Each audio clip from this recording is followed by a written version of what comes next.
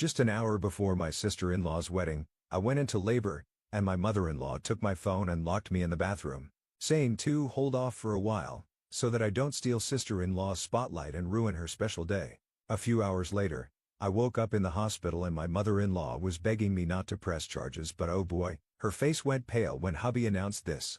My husband Richard, Rick, male 30, and I, female 29, have been blessed with a daughter 2 weeks ago. This is our first child and we are obviously very excited. Things have been very busy on our end and we are just adjusting to being parents. It's a hard shift for both of us, but we're trying our best. We don't really have much help because of what happened on the day May, our daughter, was born. It was one of the most traumatic experiences of my life and I don't think I can ever forget it. Even the happiness of May's arrival is not enough to help me shake the paralyzing fear I felt that day. I think I would have died if not for my husband's timely help.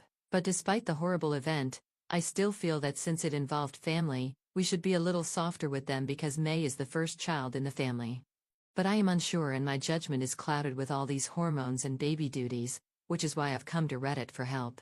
This story might be long and has a lot of characters, so please bear with me. Rick has two sisters, Anna and Emma, and both of them are younger than him. Anna is 28 and Emma is 24. I have a very good relationship with both of them and I think there is no animosity between us. We aren't very close since all of us are busy in our careers and don't meet that often. Emma doesn't even live in the same city as us. But we try to catch up once in a while and stay connected via texts or calls. Another important person in Rick's family, and in this story, is my mother-in-law, female, 53. While I am not on very good terms with Anna and Emma, Rachel is a different story altogether. We don't exactly see eye to eye, and I honestly think she has a problem with not just me, but with everyone. She's the biggest control freak you can imagine, and she just doesn't stop. She wants everything to go according to her whims and fancies. Her kids, all three of them, respect her wishes for the most part because she was the one who raised them after their dad abandoned them, so they try to make life easier for her and themselves. Moreover, if anyone dares to want something other than what she wants, she reacts, and the reaction can range from disapproval and moping to a full-blown meltdown with tears and tantrums. It gets difficult to deal with her, so I try to stay away as much as possible. Rick understands this. He knows his mother is problematic, so he lets me keep my distance and deal with her as I see fit. On my end, I might understand how he feels about her, even despite her controlling nature, so I let it be. She doesn't like me much, so she doesn't meddle in my life, and that suits us all. However, things got out of control a few days ago, and it was all because of her. Now, I don't think anyone can ever forgive her. On the day May was born, Anna was getting married. It was a lovely ceremony, and her husband Jonah, male, 30, is actually Rick's friend. He proposed to her around a year ago, and Anna had asked me to be a bridesmaid, and I had accepted. However, when Rick and I found out I was pregnant, I had to request her to ask someone else because I knew I wouldn't be able to manage it. This was almost 6 months after the proposal, so only 6 months before the wedding. I was 3 months pregnant by then. I had assumed I would get backlash from her for backing out halfway, but I knew I had to prioritize. I was extremely nervous and jittery before telling her. I feared our relationship would be strained forever, but to my relief and surprise, none of that happened. Anna was overjoyed when I told her. She actually forgot about her wedding for a while. When I told her I wouldn't be available for duties, her response was, "Obviously I'll be taking care of you." She even considered shifting the wedding because she didn't want me to miss it, which I would have if May had been born then. That ultimately didn't happen for a lot of reasons, and honestly, she shouldn't have done it anyway. It was a close call in the end, but she supported me throughout. Emma became the maid of honor, and I knew the two sisters were busy preparing for the wedding, so I didn't bother them much during the pregnancy, which was harrowing for me. Still, both stayed in touch as much as possible, and came over and supported me a lot. I feel a little guilty for not supporting Anna on the most important day of her life, yet she supported me the whole time. The only person who was a little pissy about the whole thing was my mother-in-law. I think she was annoyed I couldn't be the maid of honor anymore, which caused some disruption in the wedding preparations. That seemed like the only logical explanation and I got where she was coming from. But the hostility, for lack of a better word, continued even after Anna was okay with the pregnancy and my not being maid of honor. The bride wasn't mad in the slightest, but Rachel somehow started antagonizing me from that point on. It was weird. But I thought maybe I was on edge because of the hormones and she was on edge because of the wedding, and all this was just creating false narratives in my head. I ignored her as best as I could and things were mostly fine. Things got out of control literally and figuratively during the wedding. It was 2 weeks ago and I was pregnant out of my mind. My feet were swollen, my belly was huge and I felt like I would pass out. But I still wanted to attend the wedding because Anna wanted me there. I had asked her beforehand if she wanted me there because I wanted it to be her day. I told her the presence of a heavily pregnant woman might take the attention away from her and I didn't want that. Wedding days are for the bride and groom and I would hate to be the one to take away from that. When I told Anna this, she was actually offended and hurt. She said she couldn't believe I'd fill my head with this useless crap and not attend her wedding. She said she didn't care about attention or limelight. All she wanted was her family there to support her on her wedding day. She said, I had to come and not worry about drama. I knew she meant it. She's not the type to mince words. If she hadn't wanted me there, she would have been upfront about it. But she did. And she said so emphatically, and I believed it was my duty to be there for her. So even though I was physically uncomfortable, I knew I had to be there for her on her wedding day. I'm not going to lie. There were a lot of people murmuring, but I did my best to ignore them because I knew Anna was happy I was there. That's all that mattered to me in that moment. Rachel didn't interact with me much and she glared at me the entire time, but I was too uncomfortable to notice. I didn't have the energy to deal with her or make sense of her passive-aggressive behavior towards me, so I just let her be. She could glare all she wanted. I wasn't going to react to her. Then came the main incident that left not just me but everyone around me shocked and scared to the core. I started feeling uneasy just before the ceremony was about to begin. By then I had already met Anna. I got up and went upstairs thinking it would help me feel better and I'd return once I did. Little did I notice that Rachel had followed me. I was feeling sweaty and weird, so I went to the bathroom when suddenly my water broke. It was a genuine flood and I started panicking because even though I love my daughter more than anyone, she had chosen the worst possible time to arrive. I couldn't think straight and thankfully not. I saw my mother-in-law in front of me. By that point, I was crouching in pain. She rushed to me and I told her to take my phone and call Rick immediately because we needed to get to the hospital. She helped me up and made me sit in the bathroom and I gave her my phone. That's when she flipped. She said she'd make sure Rick came in an hour once the ceremony was over because she didn't want me to steal Anna's spotlight. I asked her if she was crazy and said there was no way I could handle this for an hour. I tried snatching my phone from her, but she locked me inside and took my phone with her. So there I was, pregnant with my child, literally on the way, in a bathroom, sitting on a toilet with no phone and no husband. I don't know how I didn't have a full-blown panic attack, and thank God I didn't because I don't know what would have happened otherwise. I got up and gradually made my way to the door and started banging on it. I screamed and screamed, but since the washrooms were on the first floor and everyone was seated for the wedding by then, no one heard me. I screamed until my voice was gone but no one came. That's when I genuinely felt I was going to die and take my baby with me. I was exhausted, drenched, sweating like a pig and had no voice left. That's the last thing I remember. I don't know what happened after I had passed out from exhaustion. I don't even remember how I got to the hospital. I just know I did. I woke up a few hours later and I was in the hospital with Rick by my side sobbing. Took me a few moments to realize where I was and make sense of everything.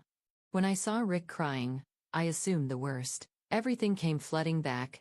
Mother-in-law locking me in the bathroom, my crying, and I thought May didn't make it. When Rick saw I was awake, he heaved a sigh of relief and started crying in my arms. I didn't know what to make of it and felt a sinking feeling in my stomach.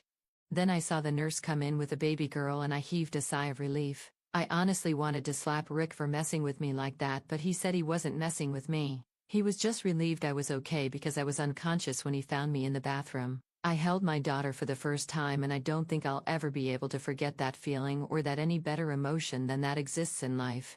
I just don't think anything will ever top what I felt in those moments. Rick didn't give me any details at that point and I'm grateful for that because I didn't have the energy to deal with it. I could faintly hear some commotion outside and I asked him what was up. He said mother-in-law was outside and wanted to come in and see her granddaughter. I told him what had happened in detail. I told him what she had done, how she had endangered our daughter for no reason. I also told him there was no way I was allowing her near my daughter ever. To me, she was dead. He said he knew everything. When he discovered me in that state, she broke down and told him everything. I told him that just because she broke down doesn't mean I was going to forgive her. He laughed and said his mother was dead to him from this point on, and that he was going to press charges for life endangerment. He said he would go the legal route and make sure she was punished for what she had done.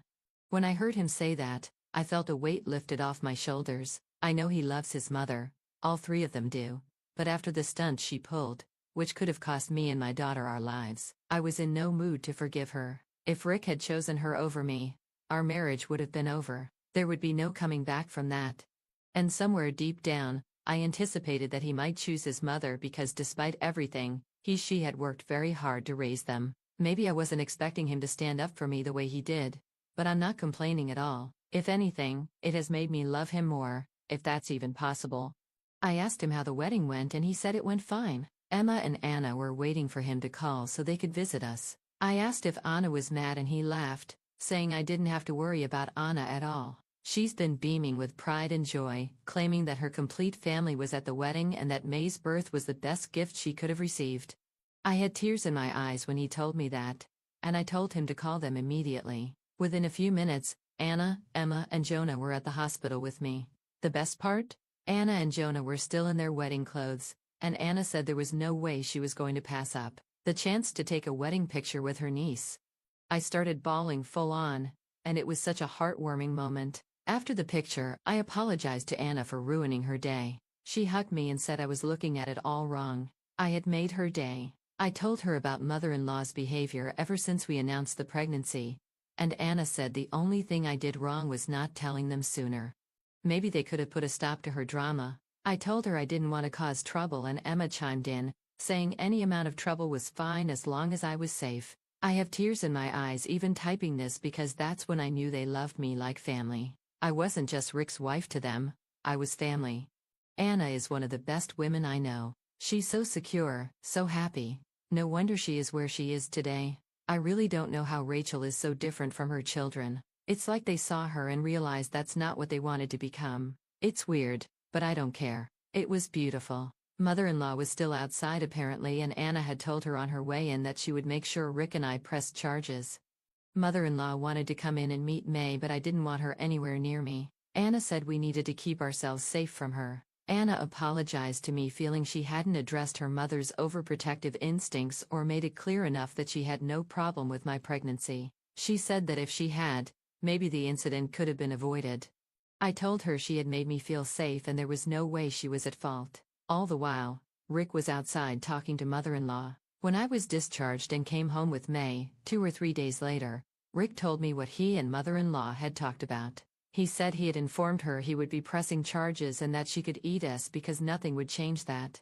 He also told her she was never allowed in May's life. She was not her grandmother in any capacity. She chose to put my life and my unborn child's life in danger over an assumed slight that didn't even concern her. He also said all the money he had been giving her, mother-in-law was living off of Rick's and Emma's money, would be substantially reduced. And that's when she started crying, saying she had slaved away her whole life for the kids and didn't deserve this. Rick told her that while he knew and appreciated all she had done for them, that didn't mean she had control over their lives. He said she was in the wrong and he had been ignoring or making excuses for everything she did for years, but not anymore. When it came to May and me, she needed to know she had crossed a huge boundary and proven she was not safe to be around, especially since Anna never had a problem. Rachel said that as a mom she understood that Anna hadn't wanted me there to steal the spotlight, but Anna overheard and tore into her. So we are proceeding with the case, that's for sure, but Rick will handle it because I have a newborn to care for and can't be arsed with this drama. Rick said he would handle it. None of the siblings are willing to talk to her anymore. Anna has completely cut her off, and Emma only talks to her when necessary, and Rick and I are obviously no contact. I don't think mother-in-law anticipated this, and maybe she genuinely meant to protect Anna, however twisted it sounds. I'm not defending her, not in the least, but I still feel bad for her because it all backfired so horribly. Now a part of me wonders if they should talk it out with her because it feels wrong and bad to me. I don't know, maybe I'm not thinking straight. I know if I mention this to Rick he'll fly off the handle. He's furious with her and can't even look at her right now. I hadn't anticipated this, but here we are. Update 1. Well, any reconciliation is off the table forever. I know I haven't updated in a long time, but well, I'm a new mom, so between keeping myself and my kid alive, I've been busy. The good thing is that May turns 8 weeks old in a couple of days, and we're all super excited. Anna and Jonah have been real sweethearts, helping Rick and me a lot. Emma had to go back to work but calls almost every day. May is literally the light of everyone's eyes. They dote on her and the group chat is full of her pictures. There's been no contact with mother-in-law. I convinced Rick not to press charges because we have too much on our plate and it wouldn't serve any purpose. Rick was reluctant, but he agreed because neither of us has the energy for anything else. When we told mother-in-law last week, she appeared thankful. I say appeared because that woman is genuinely unhinged and she showed everyone her true colors last week. Last week Rick and I woke up at around 1 a.m. to loud banging on the door. I thought it was a robbery and I ran and hid with May while Rick went to open the door. I could hear shouting, but I didn't dare come out because I didn't want May to wake up. It turns out it was mother-in-law, and Rick said she was behaving like a crazy person. She kept screaming that she wanted to see May and that we couldn't keep her away. Rick said he had to threaten her with the police before she backed off. She was trying to force her way in. We immediately alerted Anna and Emma because if something was wrong with her, everyone needed to know. We were concerned, but honestly, it was for nothing. The next day, she sent us a disturbing text. She started off saying we were being nasty and horrid to her by not allowing her to see May, and we were punishing her because her only crime was being a mother. There was some more melodramatic nonsense in there, and gradually her text became more unhinged. She said she had the burden of raising 3 kids and always had to juggle one kid's priorities over another, and that's what she felt she had to do on May's birthday. She didn't want May to take away from Anna's day. She conveniently forgot that May was literally a fetus, and Anna herself had said multiple times that she had no issue with the pregnancy and the wedding happening at the same time. I still understood this part. What rattled me was what she said next. She said she was worried that with May in our lives, she wouldn't be as important to her kids anymore. When I announced my pregnancy, she thought Anna would be mad because that's what a normal woman would feel. But when she saw we were all excited about both the pregnancy and the wedding, she didn't like it. Basically, she was saying that she didn't like that we were all happy together with each other and for each other. She wanted us to be jealous and competitive. She said that when she realized the due date would be near the wedding, she hoped Anna would be mad at us. And maybe that May wouldn't take everyone's attention, but that didn't happen, and all everyone could talk about was May. She said she felt disrespected that a baby who wasn't even born had taken her place as the uniting factor for the siblings. She said more things and was still typing when I asked Rick to block her. I told him she was deranged and unsafe for me and all of us. I've had a constant headache since seeing those messages. I can't believe a woman over 50 is in competition with a 7-week-old baby. It doesn't make sense to me. And it doesn't have to, because I'm done with her. I'm done making excuses for her behavior and trying to understand her motivations. She can go to hell for all I care. We forwarded the messages to Anna and Emma, and they are disturbed too. They think she might be having a manic episode, and Emma said she will fly down to get mother-in-law checked at a facility.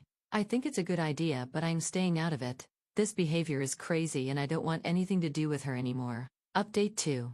We have a restraining order against mother-in-law. She didn't try anything again, but we're being cautious.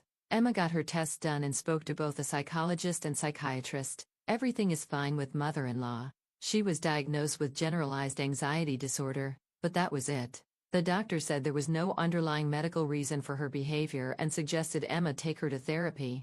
Emma has since gone no contact. She said she was willing to help if something was wrong, but hatefulness is who mother-in-law is and she can't tolerate her anymore. I totally get that, and share the view. She might have had my sympathy and support in a few months if she had a psychiatric issue. But now that's been ruled out, we know this is who she is. There's no reconciling with that. This is why we took a restraining order. For Rick and me, May's safety is of utmost importance, and mother-in-law has proven twice she's not safe. Moreover, she has ill will towards May specifically, so we have to be even more careful they don't come into contact. I think this will be my last update, and I hope I never have anything more to share about this entire episode.